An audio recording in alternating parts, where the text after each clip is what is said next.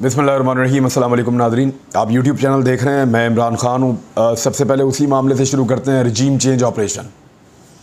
इसके पीछे इमरान खान साहब का एक जुमला था, और वो जुमला था जून 2021 में एक टीवी चैनल ने इमरान खान का इंटरव्यू लिया, और भी बहुत सारे चैनल से बाद में लिया, और वहाँ सवाल पूछा गया कि क्या आप अमेरिका को अड्डे देंगे या उनको फैसिलिटेट करेंगे अफ़गानिस्तान के अंदर अपना मिशन मुकम्मल करने के लिए, या अफ़गानिस्तान में ऑपरेट करने के लिए आप अमेरिका को मदद फराहम करेंगे, अड्डे वड्डे देंगे। तो उस पर इमरान खान ने कहा कि एब्सोल्युटली नॉट। लेकिन अब उसके ऊपर यू टर्न लिया जाएगा, ऐसा बज़ाहिर दिखाई दे रहा है। मैं आपको रीज़न बताता हूँ कि अमेरिका को इमरान खान से दुश्मनी क्या थी। इमरान खान अमेरिका की लड़ाई से पाकिस्तान को निकालना चाहते थे। वो ये सोचते थे कि ड्रोन हमले जो पाकिस्तान के अंदर हुए हैं, या जो दहशतगर्दी पाकिस्तान के अंदर आई है, उसकी बड़ी वजह यह है कि पाकिस्तान ने अमेरिका की लड़ाई के अंदर हिस्सा डाला है। अमेरिका 7 समंदर पार से आकर यहाँ पे एक लड़ाई लड़ रहा है अफ़गानिस्तान में। वो मुल्क पाकिस्तान का हमसाया है, और पाकिस्तान को अमेरिका इस्तेमाल कर रहा है अफ़गानिस्तान के अंदर रहने वालों के ख़िलाफ़। तो कबायली इलाकों के लोग और उनके साथ साथ जो अफ़गानिस्तान के लोग हैं वो पाकिस्तान के ख़िलाफ़ हो गए, और वो ना सिर्फ अमेरिका के ख़िलाफ़ लड़े बल्कि उन्होंने पाकिस्तान को भी बहुत नुकसान पहुंचाया। पाकिस्तान को अपने मुल्क के अंदर पूरी एक जंग लड़नी पड़ी, और हमने 70 से 80 हज़ार लाशें अपने कंधों पर उठाई। बड़े खूबसूरत जवान, फ़ौजी, इवन जर्नैल, हमने बहुत नुकसान उठाया पाकिस्तान ने इस जंग में। फिर पाकिस्तान ने इस जंग से निकलने के लिए मुज़ाकरात भी किए, चीज़ें काफ़ी हद तक कंट्रोल भी हुई, अभी भी मुज़ाकरात जारी हैं। जबकि अमेरिका को भी बिलाखिर मुज़ाकरात करके वहाँ से छोड़ छाड़ के निकलना पड़ा, और ये कहते हुए अमेरिकन वहाँ से निकले कि ये बड़ी बड़ी अंपायर्स का कब्रिस्तान है अफ़गानिस्तान, तो यहाँ से निकलो फटाफट। अब उस अमेरिका को बड़ी शर्मिंदगी थी। वो अमेरिका ये चाहता है कि वो पाकिस्तान के अंदर अपने अड्डे रखे, और पाकिस्तान की फ़िज़ाई हुदूद को इस्तेमाल करते हुए अफ़गानिस्तान के अंदर अपने ऑपरेशंस करता रहे, यानी ड्रोन्स के लिए और बाकी चीज़ों के लिए। ये एक नुक्ता था जहां से अमेरिका का सबसे बड़ा इख्तिलाफ इमरान खान से हुआ। इमरान खान ने कहा कि मैं एक भी पाकिस्तानी को नहीं मरवाना चाहता अमेरिका की जंग के लिए, और हम मज़ीद कुर्बानी नहीं देंगे। आप हमारी कुर्बानियों की हौसला अफजाई नहीं करते, बल्कि आप डू मोर कहते रहते हैं, और पाकिस्तान को अमेरिका की लड़ाई का हमेशा नुकसान होता है। बहुत सारे और मुल्कों को भी हुआ है। बहरहाल अमेरिकन यहाँ से चले तो गए, लेकिन उन्होंने इमरान खान साहब से बदला लिया, और इमरान खान साहब के बकौल रजीम चेंज ऑपरेशन जो उनके खिलाफ हुआ, उसमें पाकिस्तान के अंदरूनी अनासर शामिल हुए, और फिर उनकी हुकूमत को बदल दिया गया। अब जो हुकूमत नई आई है, इम्पोर्टेड सरकार, वो और उनके सहूलतकार, वो सब ये कहते हैं कि ये रजीम चेंज ऑपरेशन नहीं था, ये एक पॉलिटिकल चेंज था, और अमेरिका का इसमें कोई लेना देना नहीं है। लेकिन अब अमेरिका का लेना देना साबित होना शुरू हो गया है। अमेरिका की जो बड़ी डिमांड्स हैं, उनमें एक डिमांड तो ये है कि जो फाटा के इलाकों का मर्जर किया गया है खैबर पख्तूनख्वा के साथ, वो रिवर्स कर दिया जाए। किसी भी सूरत में कर दिया जाए, लेकिन रिवर्स कर दिया जाए। फाटा के इलाकों को जो खैबर पख्तूनख्वा के साथ जम किया गया था, जोड़ दिया गया था, खैबर पख्तूनख्वा का हिस्सा उसको बनाया गया था, अमेरिकन ये चाहते हैं कि वो मामला वापस रिवर्स कर दिया जाए, और उसके लिए वो चाहते हैं कि पाकिस्तान के खैबर पख्तूनख्वा और अफ़गानिस्तान के बीच में एक बफर जोन कायम रहे, और ये उनकी ख्वाहिश है। देखना यह है कि इम्पोर्टेड सरकार ये ख्वाहिश पूरी करती है या नहीं करती, और उनके सहूलतकार ये ख्वाहिश पूरी करते हैं या नहीं करते, देखते हैं अभी इसको।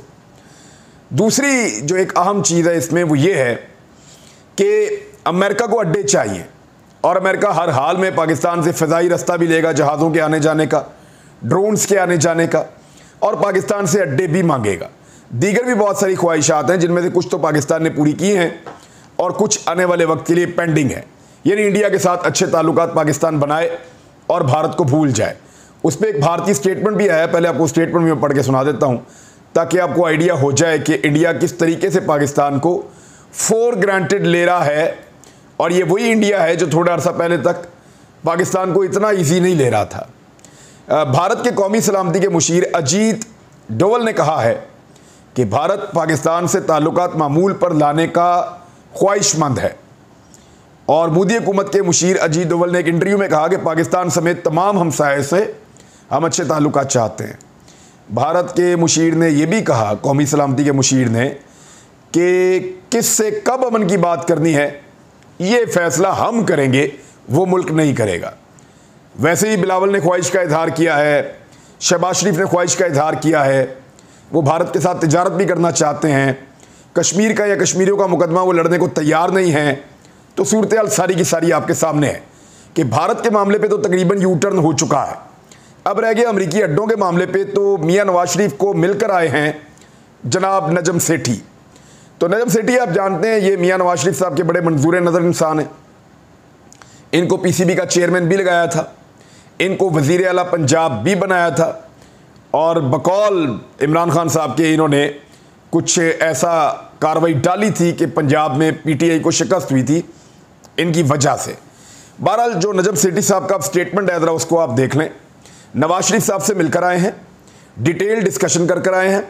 नजम सेठी साहब के हुसैन हक्कानी या अमेरिका के अंदर जो लॉबिंग है, उनके साथ भी बड़े अच्छे इनके ताल्लुकात हैं, और ताल्लुकात सबसे होने चाहिए। अच्छी बात है, एक सहाफ़ी ताल्लुकात रखता है, लेकिन उन्होंने जो बात की है वो वही बात है जिसका खदशा इमरान खान साहब का इजहार उसका बार बार वो कर रहे हैं कि पाकिस्तान ने पहले भी बेसिस दिए थे अमेरिका को, ये कोई नई बात नहीं है। ये उन्होंने कहा माजी में भी बेस देने पर पाकिस्तान को बड़ी तरक्की मिली थी, और 10 साल तक पाकिस्तान ने बहुत तरक्की की थी अयूब खान के दौर में, जब पाकिस्तान ने अमेरिका को बेसिस दी थी, अड्डे दिए थे, और मुशर्रफ को भी 20 अरब डॉलर्स मिले थे, हथियार भी मिले थे और मदद भी मिली थी।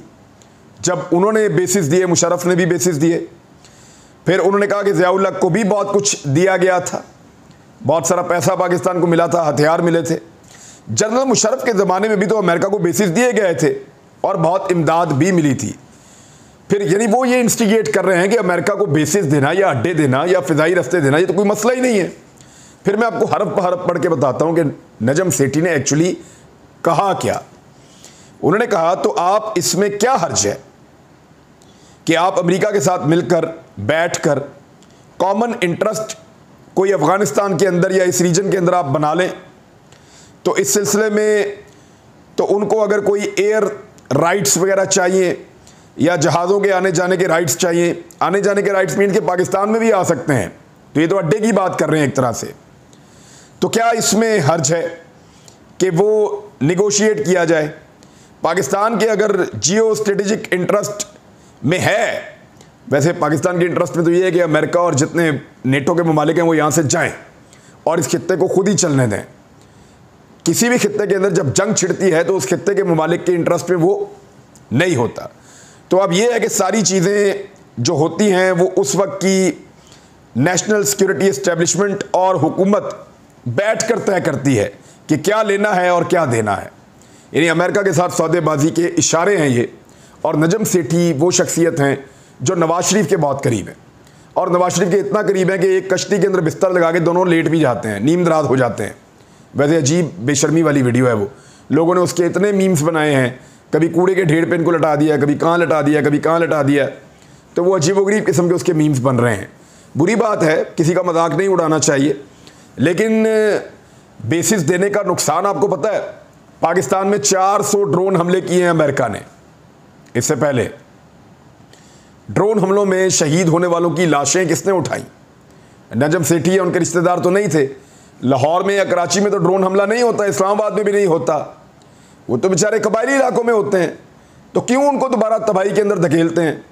और उन ड्रोन हमलों के नतीजे में जब आप यहाँ से अड्डे देंगे या फ़िज़ाई रास्ता देंगे और जाके अफ़गानिस्तान के अंदर टारगेट अचीव किए जाएंगे, लोगों को मारा जाएगा, ड्रोन हमलों के अंदर कोलेटरल डैमेज होता है, तो वहाँ पे खुदकुश बम्बार ही बनेंगे ना, और क्या बनेगा। और वो पाकिस्तान से आकर बदला लेंगे, अमेरिका में जाके तो वो वाशिंगटन में या न्यूयॉर्क में तो वो बदला नहीं ले सकते। वो तो वही बात जो इमरान खान कह रहे हैं कि वो आएंगे अल्टीमेटली पाकिस्तान में आके बदला लेंगे। तो ये एक बड़ा बारीक एक मसला है। मेरे ख्याल में पाकिस्तान की सिक्योरिटी एस्टेब्लिशमेंट और गवर्नमेंट को इस पर डील करने की बजाय इसको पार्लियामान में ले आए। बेशक इमरान खान पार्लियामेंट में नहीं है, लेकिन ये फैसला पार्लियामेंट से होना चाहिए ताकि कौम भी देख ले कि ये वो 15-16 जमातें हैं जिन्होंने पाकिस्तान में अमरीकियों को अड्डे भी दिए, जिन्होंने पाकिस्तान में अमेरिकन को सहूलतें भी दी, और जिन्होंने पाकिस्तान के अंदर अमेरिका को मौका दिया कि वो अफगानिस्तान के अंदर जाके अटैक करें, ताकि ये जमातें जो हैं इनको कल को हम रिस्पॉन्सिबल तो ठहराएं। इससे पहले जो है वो डिक्टेटर थे, अयूब खान डिक्टेटर थे, ज़ियाउल हक डिक्टेटर थे, परवेज़ मुशर्रफ डिक्टेटर थे। लेकिन अब एक पॉलिटिकल गवर्नमेंट है, लिहाजा कोई एक आदमी फैसला नहीं कर सकता, ना पाकिस्तान की एस्टेब्लिशमेंट और हुकूमत मिलकर फैसला कर सकती है। ये फैसला पार्लियामेंट के पास जाना चाहिए, जॉइंट सेशन के अंदर इसके ऊपर डिस्कशन होनी चाहिए, तब तय होना चाहिए कि क्या वाकई पाकिस्तान अड्डे देने जा रहा है, देने चाहिए या नहीं देने चाहिए। अब ज़रा एक स्टेटमेंट है छोटा सा, चंद सेकंड का, ये ज़रा आप सुन लें नवाज शरीफ साहब का। ये मैंने जानबूझकर निकाल कर रखा है। जो नैब के साथ इन्होंने रेप किया है ना, नैब का कानून बिल्कुल ख़त्म हो गया है, नैब अमली तौर पर मौजूद नहीं है। तो नैब के कानून के साथ जो इन्होंने कर दिया है, उसके बाद नवाज शरीफ साहब का एक एतराफ़ जुर्म है, ज़रा आप सुन लें। क्योंकि नैब के कानून में इन्होंने ये कर दिया है कि अगर आपने किसी और के नाम के ऊपर अपनी जायदाद रखी है, XYZ किसी के नाम के ऊपर, अपने बच्चे के नाम के ऊपर, बीवी के नाम के ऊपर, किसी भाई के नाम के ऊपर, किसी दूर दराज रिश्तेदार के नाम के ऊपर, तो वो उसको कोई पूछ नहीं सकता। यानी वो जो फ्रंट मैन है आपका, उसको अब नहीं पूछा जाएगा। बेनामीदार जो है वो उसको नहीं पूछा जाएगा। अगर मैं करप्शन कर रहा हूं और मैंने अपने नाम पे ऊपर दौलत रखी है तो मैं पकड़ा जाऊंगा, लेकिन अगर मैंने दौलत किसी और के नाम पे रखी है तो मैं नहीं पकड़ा जाऊंगा और वो भी नहीं पकड़ा जाएगा। तो नवाज शरीफ साहब का स्टेटमेंट जरा ये सुने कि उन्होंने क्या कहा था इस बारे में कि करप्शन कैसे की जाती है। मैं सिर्फ इतना कहूंगा कि करप्शन या नाजायज ज़राए से दौलत जमा करने वाले ना तो अपने नाम पे कंपनियां रखते हैं और ना ही अपने असासे अपने नाम पर रखते हैं। तो देखिए, अब नवाज शरीफ साहब कह रहे हैं कि करप्शन जो है वो तो जो लोग करते हैं वो पैसे अपने नाम के ऊपर नहीं रखते, ना वो अपने नाम के ऊपर असासे बनाते हैं, वो तो किसी और के नाम के ऊपर बनाते हैं। तजर्बा मियाँ साहब का बता रहा है। तो फिर वो जो असासे हैं जिनके नाम के ऊपर बनाए हैं, उनको भी अब नैब की फहरिस्त में से निकाल दिया है। बिलावल भुट्टो जरदारी ने एक तकरीर की है और ये बहुत अजीब तकरीर है। इसमें 3 चीज़ें हैं। एक तो वो लोगों को समझा रहे थे कि तोशा खाना के बारे में, ये क्या होता है, कैसे तोहफे मिलते हैं, बिल्कुल एक टीचर की तरह समझा रहे थे। लेकिन वो तोशा खाना भी नहीं बोल पा रहे थे, टोचा खाना कह रहे थे। टोचा खाना, टोचा खाना तो मैंने पहली दफ़ा सुना है। बहरहाल बिलावल भुट्टो जरदारी साहब ज़रा अपने वालिद गिरामी से और यूसुफ रज़ा गिलानी से पूछें कि उन्होंने इसी टोचा खाना के अंदर से कितना माल लिया है और कितने तहफ़ लिए हैं और कितने % पे लिए हैं। इमरान खान ने तो इसी टोचा खाना के अंदर से 50% के ऊपर 50% मालियत देकर गिफ्ट लिए हैं ना, अगर लिए हैं तो 50% मालियत पे। ज़रा पता करें कि आसिफ अली जरदारी ने, नवाज शरीफ ने और यूसुफ रज़ा गिलानी ने कितने फ़ीसद मालियत देकर गिफ्ट लिए हैं। अगर इतना ही एतराज़ है तो आप सारे हुकूमत में ले 15-20 साल के, 25 साल के सारा रिकॉर्ड 30 साल का निकालें, टूचा खाना का पता चले सारी दुनिया को कि इसके अंदर क्या है। बिलावल भुट्टो जरदारी ने एक और बड़ा अजीब काम किया। सुबह कैबिनेट में उनको बताया गया कि महंगाई IMF की वजह से नहीं हुई। इमरान खान का जो IMF से मुआहदा है उसकी वजह से महंगाई नहीं हुई, बल्कि महंगाई आलमी सतह पे बढ़ी है, उसकी वजह से पाकिस्तान में बढ़ रही है। ये वाला नैरेटिव अब बेचना है, वरना डांट पड़ती है। बिलावल भुट्टो जरदारी साहब पता नहीं कैबिनेट में सो रहे थे, होश नहीं था, पता नहीं चला, तवज्जो नहीं दी, जाके पूरी तकरीर फिर उसी के ऊपर कर दी कि इमरान खान ने महंगाई कर दी, IMF से गलत मुआहदा करके आ गया। यानी इनको समझ ही नहीं आती कि सुबह इनका मौक़िफ़ कुछ और होता है, शाम को कुछ और होता है। और कैबिनेट के अंदर आप बैठे हैं, हाजिर दिमागी के साथ आप बैठे हैं, आप सुने वो क्या कह रहे हैं। वो ये कह रहे हैं कि IMF के साथ इमरान खान के मुआहदे का महंगाई के साथ कोई ताल्लुक़ नहीं है। ये आलमी सतह पे महंगाई हुई है जिसका इम्पैक्ट पाकिस्तान पे पड़ रहा था। इमरान खान कम इम्पैक्ट डाल रहा था, ये हुकूमत ज़्यादा इम्पैक्ट डाल रही है। फ़र्क सिर्फ इतना है। लेकिन बिलावल भुट्टो जरदारी ने वही पुरानी तकरीर कर दी पकड़ के, बजाय इसके कि वो स्टडी कर लेते कि एक्चुअली आज सिनेरियो बदल गया है। दूसरी एक और चीज़, द न्यूज़ ने एक खबर के ऊपर माफ़ी मांगी है। द न्यूज़ ने, गालिबन अंसार अब्बासी का बेटा है जिसने माजरत की है, और उसने मुबैना तौर पे उनका बेटा ही है। जो खावर घुमन साहब ने जो ट्वीट किया उसके मुताबिक वो उनका बेटा है। उसने जो खबर दी है उसके ऊपर उसने माफ़ी मांगी है कि मैंने खातून अव्वल के बारे में गलत खबर दी है। साबिक खातून अव्वल इमरान खान साहब की अहलिया के बारे में मैंने गलत खबर दी है, उसके ऊपर उसने माफ़ी मांगी है जंग अखबार में, द न्यूज़ में। लेकिन हुआ क्या कि बिलावल आज उसी खबर के ऊपर फिर तकरीर करके आ गए। यानी वो खबर देने वाला है वो माफ़िया मांग रहा है कि गलत खबर है, माफ़ कर दो। लेकिन बिलावल भुट्टो जरदारी उसी झूठी खबर के ऊपर, जिस झूठ के कोई पाँव नहीं है, उसके ऊपर पूरी तकरीर करके निकल लिए। शाह महमूद कुरैशी साहब ने एक शिकवा किया है, उन्होंने कहा है कि पंजाब के अंदर नून लीग के उम्मीदवारों को जितवाने की यकीन दहानियाँ करवाई जा रही हैं। वो कौन था जो यकीन दहानियाँ करवा रहा था? मैं जानता हूँ। जितने उम्मीदवार वहाँ पे इलेक्शन लड़ रहे हैं ना, 20 के 20 पीटीआई के और पीएमएलएन के, वो सारे जानते हैं पंजाब की एक बहुत ताकतवर शख्सियत को, एक बहुत ताकतवर इंसान को ये टास्क दिया गया है कि हमज़ा शहबाज की हुकूमत नहीं गिरनी चाहिए। ये जो 20 हलकों में इलेक्शन हो रहे हैं, इनमें से ज़्यादा हलकों में इलेक्शन जितवाना है हमज़ा शहबाज को, पीएमएलएन को, ताकि हमज़ा शहबाज की हुकूमत जितनी देर तक हम चाहें उतनी देर तक सस्टेन करें। क्योंकि अगर इमरान खान साहब जीत जाते हैं और इमरान खान साहब कामयाबी हासिल कर लेते हैं तो पंजाब में इमरान खान साहब की हुकूमत बन जाएगी। अब देखें, पंजाब में उनकी हुकूमत, खैबर पख्तूनख्वा में उनकी हुकूमत, और आज़ाद कश्मीर में हुकूमत, और गिलगित बल्तिस्तान में हुकूमत, सिंध में पीपल्स पार्टी की हुकूमत, और बलूचिस्तान में एक और अलग सरकार। तो ऐसी सूरत हाल में सिर्फ इस्लामाबाद का वज़ीर आज़म बनना शहबाज शरीफ के लिए फ़ायदेमंद नहीं होगा। अगर पंजाब उनके हाथ से निकल गया, पूरा गेम पंजाब में है, तो एक बहुत ताकतवर शख्सियत की, और मुझे पता है कि आने वाले दिनों में जैसे जैसे धांधली और फ्रस्ट्रेशन बढ़ेगी, वैसे वैसे आप देखेंगे कि उस शख्सियत का नाम ज़्यादा लिया जाएगा।